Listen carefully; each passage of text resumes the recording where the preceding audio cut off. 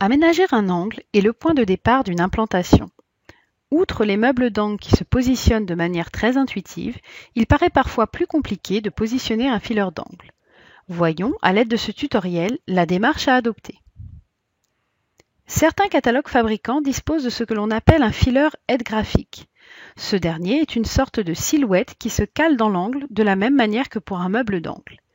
Il devient alors très facile de positionner le fileur d'angle. Attention toutefois, la plupart de ces fileurs aide graphiques ne sont pas chiffrés. Il faut alors penser à ajouter un fileur d'angle classique dans la vue de chiffrage afin que ce dernier soit bien facturé et commandé.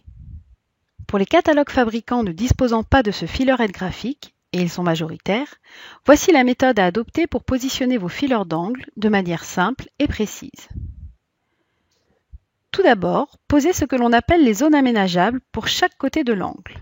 Ces zones sont des silhouettes qui vous permettent de visualiser rapidement l'espace à aménager et de ce fait vous indiquent où positionner le fileur. Dans le menu déroulant Poser, choisissez Zone aménageable.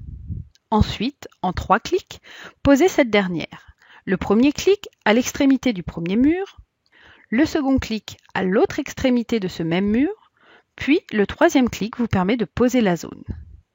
En cliquant droit sur la zone ainsi dessinée, puis Attributs, vous pouvez choisir la longueur, mais surtout la profondeur de cette dernière. Imaginons que la profondeur standard des meubles du catalogue fabricant utilisé soit 580 mm et que vous souhaitez poser un fileur d'angle alignement façade. Nous allons donc choisir 580 mm comme profondeur pour notre zone aménageable. En cliquant sur Par défaut, vous choisissez cette profondeur par défaut pour toutes les zones aménageables que vous poserez à l'avenir. Bien entendu, vous pouvez à tout moment revenir sur cette profondeur dans les attributs de la zone aménageable. Cliquez maintenant sur OK. Voici notre première zone posée. Posons la seconde zone aménageable de la même manière, mais sur l'autre mur. Vous avez maintenant une vue précise de l'espace à aménager, mais surtout une parfaite visibilité de l'endroit où positionner votre fileur d'angle. Sélectionnons notre fileur d'angle dans le catalogue, puis glissez et lâchez. N'hésitez pas à utiliser l'outil déplacer pour plus de précision dans le positionnement du fileur.